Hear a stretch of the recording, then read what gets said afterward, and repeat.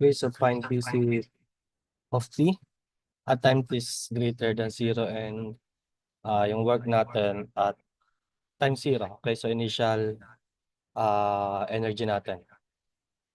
Okay, so first, kunin muna natin yung initial voltage. So, yung ating switch initially is naka-open. So, yung ating capacitance sa DC source magiging open, di ba? So, redraw lang natin.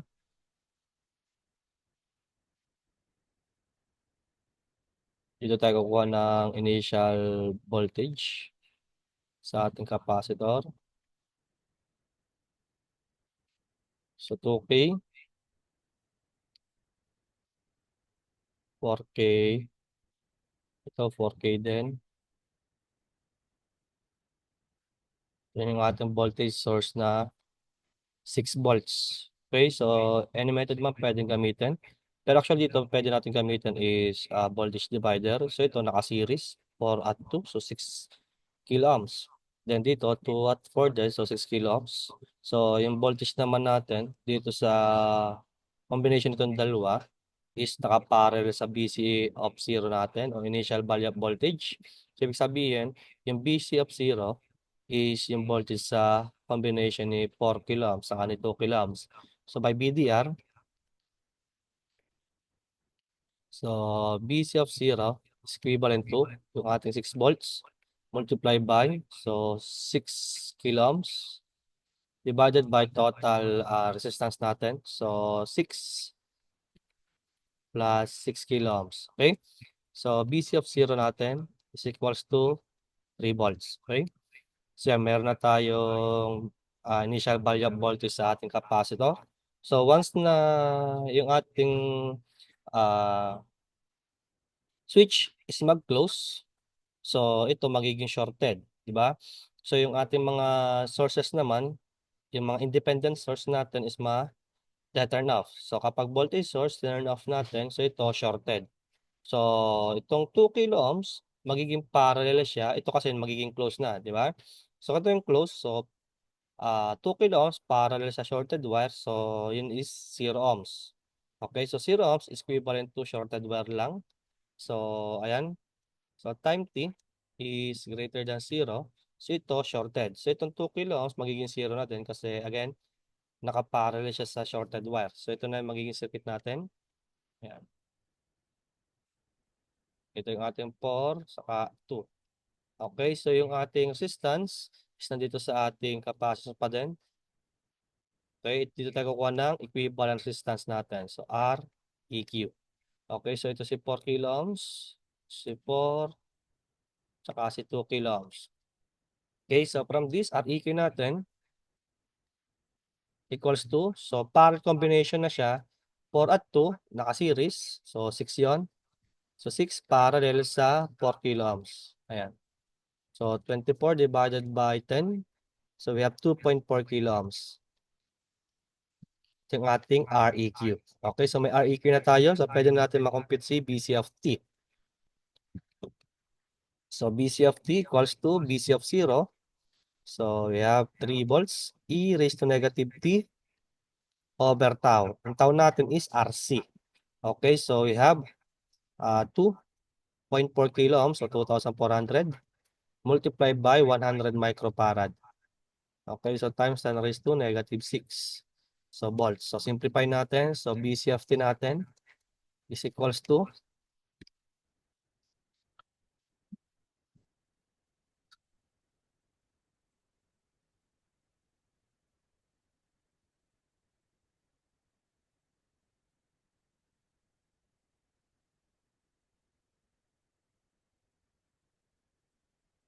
1 over 2,400 times 100 times 10 raised to 6. Negative 6 kasi micro. Okay, so we have 25 over 6.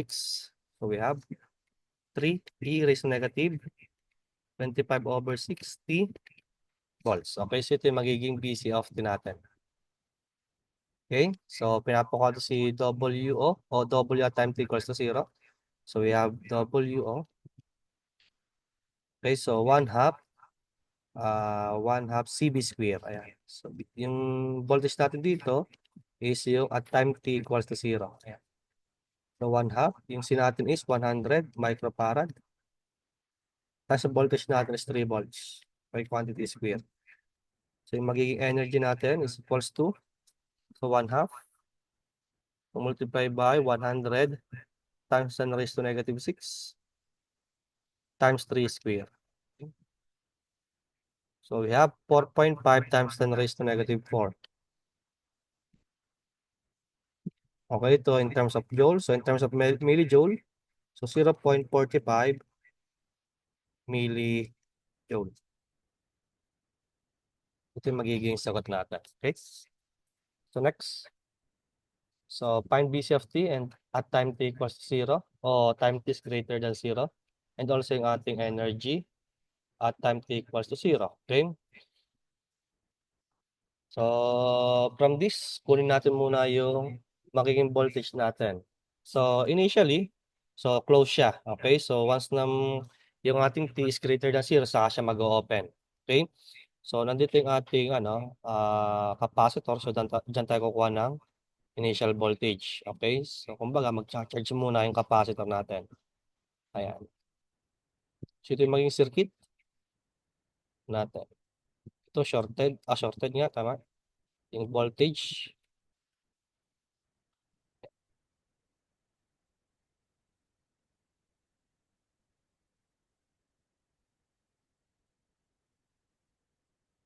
Ito si 4 kilo ohms. So, 8 kilo ohms, 12. So, minus plus 12 volts. So, 12 kilo ohms. So, 4 kilo ohms. So, 3 kilo ohms. Okay? So, dito yung ating BC of 0. Okay, so dito, wala naman dadali na current na kahit 3 kilo ohms. So, automatic ito, 0 volts. So, ibig sabihin, yung magiging voltage natin sa BC of 0 is the voltage across 4 kilo ohms. Okay, so ang kailangan lang natin is makompute yung voltage dito sa 4 kilo ohms. Okay, so from this, so simplify na lang natin muna yung circuit. Okay, so itong dalawa kasi naka-parallel. So si 4 kilo ohms saka si 12. And also ito, pwede natin simplify. Okay, so ito naka-series. Yung combination naka-parallel sa 12. Okay, so 4 parallel sa 12. Okay, so 48 divided 16, so we have 3 kilo ohms. So dito naman sa kabila, so 12 at 12 parallel. So ito is 6 kilo ohms. Okay, so para mangyayari, circuit na natin ganito. So again, itong 3 kilo ohms, parang war na lang siya kasi wala naman dadaloy na current doon. So ito yon.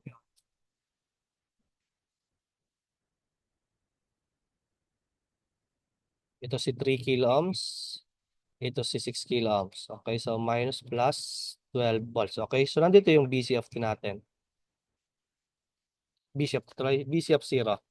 Okay, so from this, pwede nating baliktad pala, no? Kasi nandito to, nasa baba yung plus. Ayan. So from this, pwede na tayo mag-conduct ng voltage divider. Okay, kasi ito, positive naman papasukan na current. So for sure, dito naman yung current is positive. Kasi ito negative, pag nilipat sa kabila, may positive, di ba? So dito, pwede nating apply voltage divider. Okay, para makuha natin sa BC of 0. Okay, so ito namang BC of 0 nasa 4 kilo ohms. And yung combination naman kasi ni 4 kilo ohms at 12 kilo ohms is parallel. So ibig sabihin, same naman sila ng voltage. Di ba? So, yan. So, ibig sabihin, yung voltage natin sa 3 kilo ohms is also the voltage across 4 kilo ohms and also sa 12 kilo ohms. Okay? So, by BDR, so BC of 0 equals to 12 volts times 3 kilo ohms all over 3 kilo ohms plus 6 kilo ohms. Okay? So, 36 divided by 9. So, we have 4 volts. Okay? Ito yung ating voltage. Okay? So next, pwede na natin computein yung R equivalent. So, at time is greater than 0, ito mag-o-open. So, putol. Okay? So, mapuputol to, ibig sabihin, yung part dito, saan ba? Ito putol eh. Okay? So, ibig sabihin ito, pag ito na-open natin, ito putol na. So, matitira, itong part na lang na to. Okay, dito. Kasi ito open. So, ang mangyayari, ito yung circuit. Sige. Okay, ito yung ating R equivalent. Ito si 3 kilo ohms. Ito si 4 kilo ohms. Then, ito si 12. Ito ma-open. So, putol. Ito shorted naman. Ito magiging itsura niya.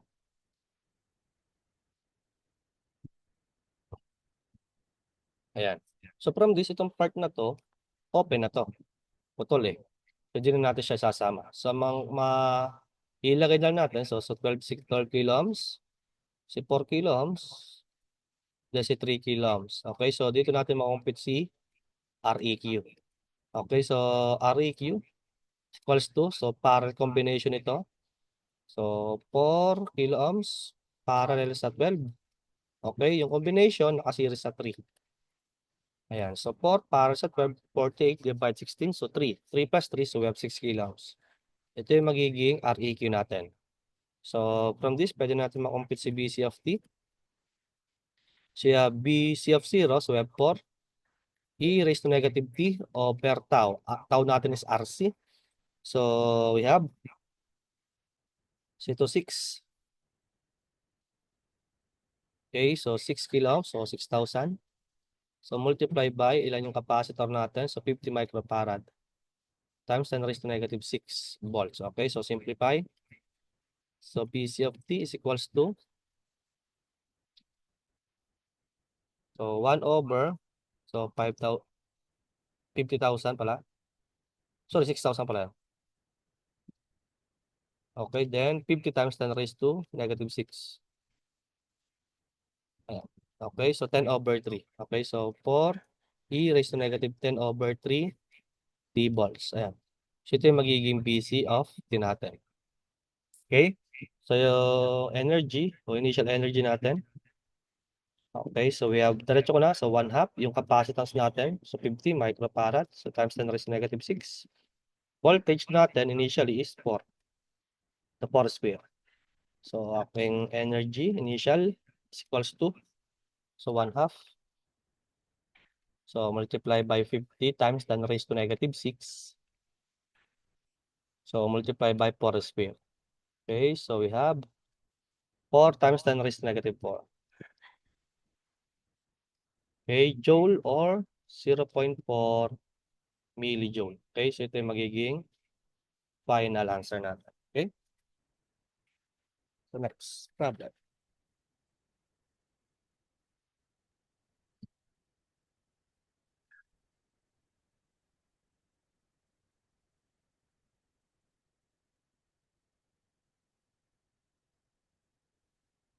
Yan, so find IL of T and at T is greater than 0 and initial energy.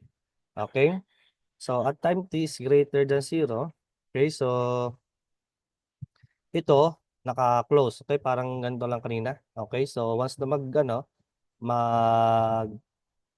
count yung ating time, so ito ma-open. So ito initially is naka-close. Okay? So ayan. So kailangan natin makompute yung current dito sa inductor. Okay? So bagay circuit natin ito. Okay, so close. Ito putol, wire lang siya. Then yung ating inductor is ma-short. Okay? Short circuit. Then ito yung ating 2 kilo ohms. 1, 1, then 1 ulit.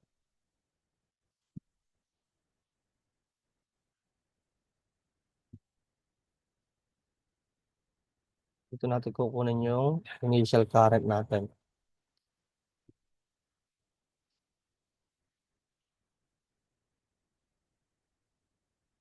So mapapansin kasi natin, itong part na to, kapag sinimplify natin, so 1 series sa 1, so 2 parallel sa 2, so 1 series sa 2, so 3. Okay? So ito, parallel siya sa shorted wire. And also yung 1 kilo ohm, parallel din sa shorted wire. So ibig sabihin, itong buong part na to is shorted. Okay, kaya mag-i-circuit na natin is ito. Then ito yung wire.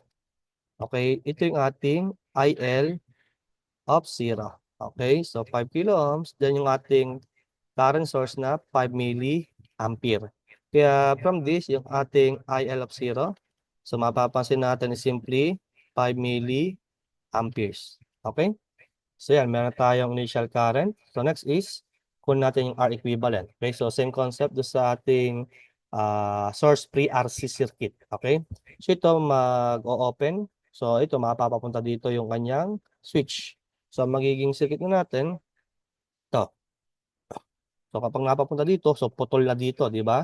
So ito na lang magiging circuit natin. So ito yung ating terminal.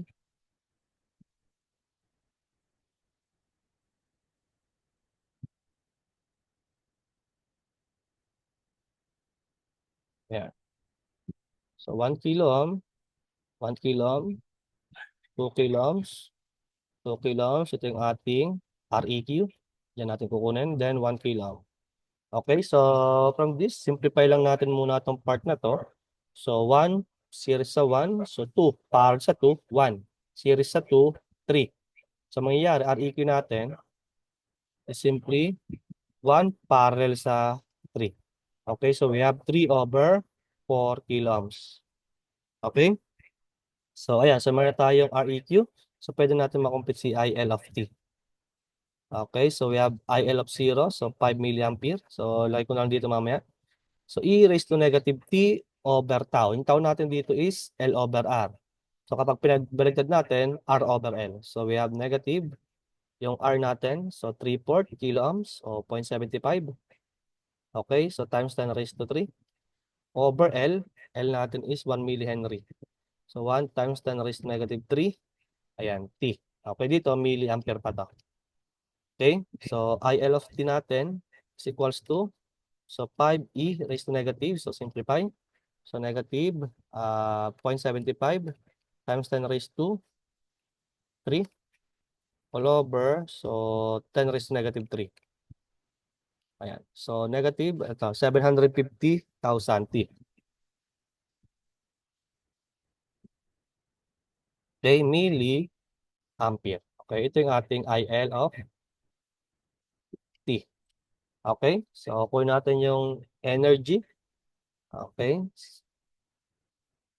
so dito naman 1/2 Li square. Okay, so 1/2 L, then yung ating IL of 0, quantity square. Ayan. So 1/2 L natin is 1 millihenry. So 1 times 10 raised to negative 3. Then yung ating current na 5 milliamperes. So 5 times 10 raised to negative 3 square. Okay? So from this, ang magiging energy natin is equals to, so 1/2. Okay, so times yung inductance natin. So 1 times 10 raised to negative 3. Then yung ating current na, so 5 times 10 raised to negative 3 kay current sa square. Ilan to? Okay, so 1.25 times 10 raised to negative 8. Okay, ito in terms of joule. Okay, so ayan. So ito yung magiging final answer natin. Okay, so next. Same concept. So initially, ito naka open. Okay, so once na yung tinatas greater than 0, saka siya magko-close. Okay, so open siya. So dito tayo kukuha ng current. So magiging circuit natin, ito na lang. Kasi ito putol, so ito na lang siya. Yung ating inductance, so shorted. Ayan. Ito yung ating source. So minus plus, so 12 volts. So 6 kilo ohms. Ito shorted na din kasi may wire dito eh. Okay, so pag pinag-parallel, so 0 lang naman din siya. So ito yung magiging IL of 0 natin. Ayan. So from this, okay, so kunin natin yung IL of 0. Okay, so opposite direction naman siya. So pwede natin gamitin lang ng basic Ohm's law. So negative yung ating papasukan na polarity sa voltage. So kaya yung IL of 0 natin equals to negative 12 over 6 kilo ohms. Okay, so we have negative 2 milliamperes. Okay? So, ayan. So, dito ba sa kabila nakagawa natin milliamperes yan. So, next, kunin naman natin si REQ. So, ito, magko-close. Okay? So, pag nag-close to, so yung magiging circuit natin is, ganito na. So, yung mga independent source, so shorted.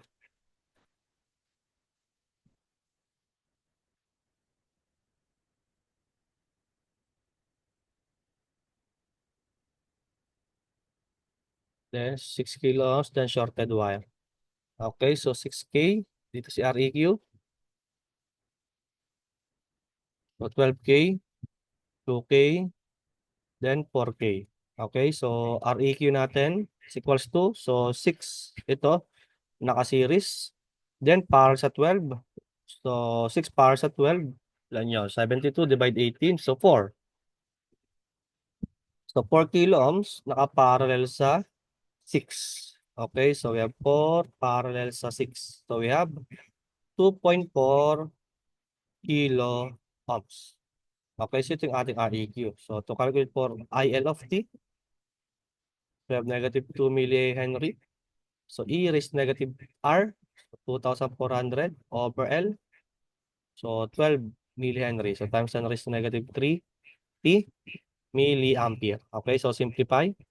So, IL of T is equals to negative 2 E 2,400 divided by, so 12 times 10 raised to negative 3. Okay, so we have, ilan to?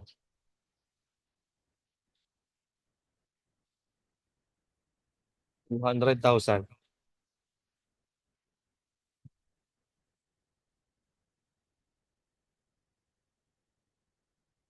T milliampere. Okay? So, ito yung ating IN of T.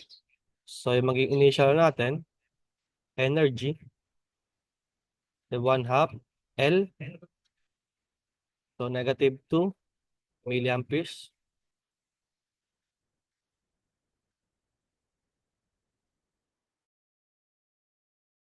L pala natin, sorry, 12 millihenry.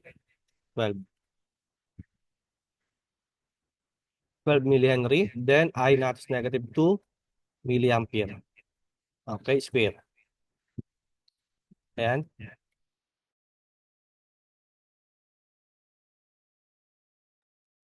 1 half.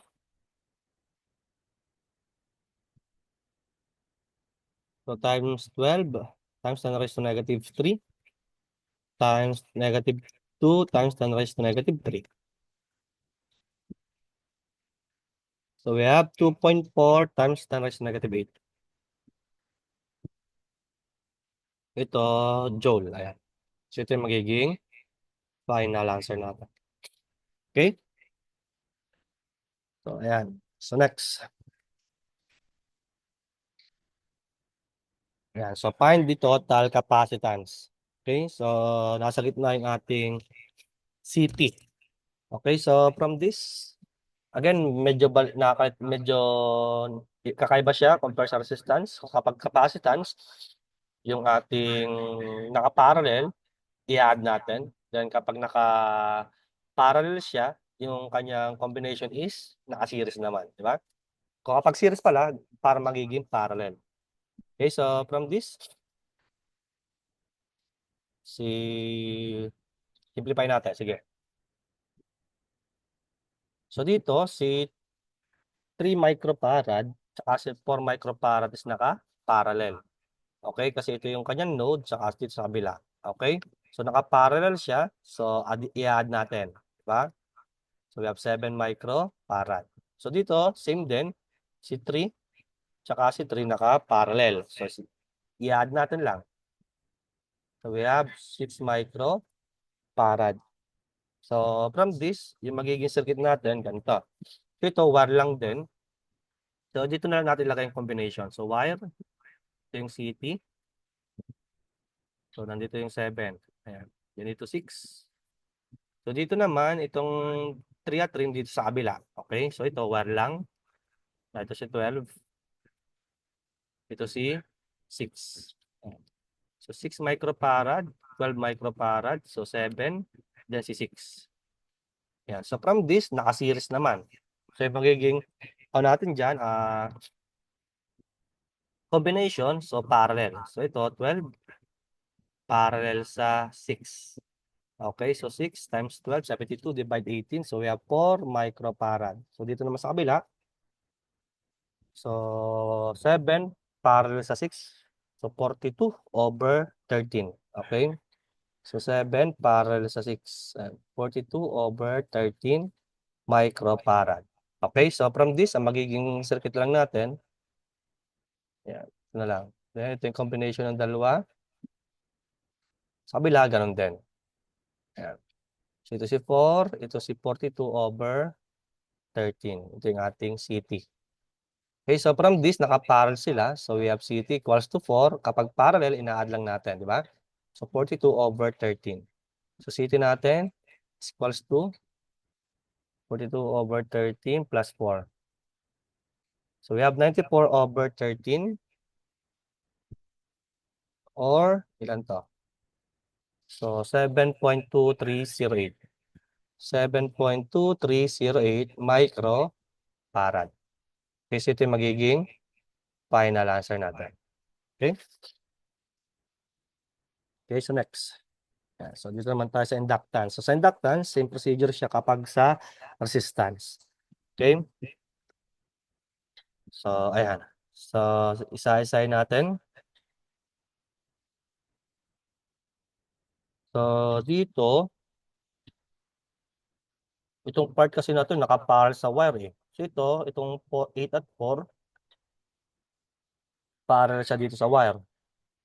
Okay, so ibig sabihin wire na lang din to. Okay? Then dito, sa kabila, so si 3 at 6 nakaparallel naman. Okay, so ito. So we have 3 parallel sa 6. So we have 2 microhenry. Okay? Sige, from this, so simplify natin. So kapag kapag na parallel natin, then magiging series siya sa 12. Sige, diretso ko na. 2 plus 12, so 14 microhenry. Okay, so magiging circuit na natin ito. So may wire, then yung ating 2.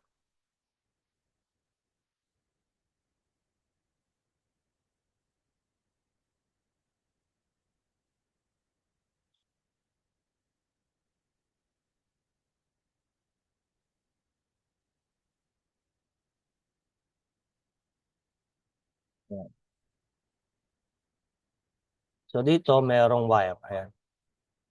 Tapos ito yung 2. Tapos dito sa kabila, diretso siya dito sa combination. Ito yung 14. Okay, may wire din dito. Kasi itong combination ng tatlo, di ba? Then ito yung 14. Okay, so 14 microhenry. Ito is 2 microhenry. Ayan.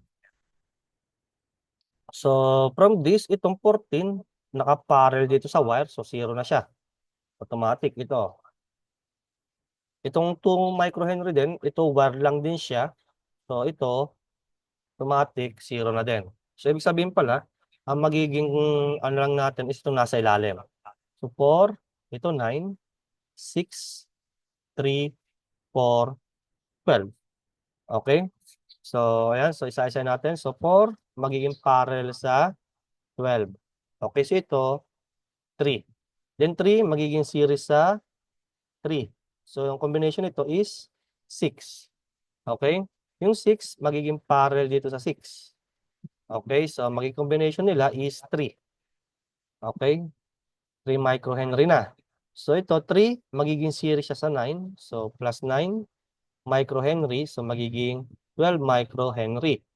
So kapag ito, sineries natin sa 9, so yung combination parallel sa 4. Kaya ibig sabihin, yung magiging total inductance natin is 4 parallel sa 12 microhenry. Okay, so 48 divided 16, so we have 3 microhenry. Ito yung magiging total inductance natin. Okay?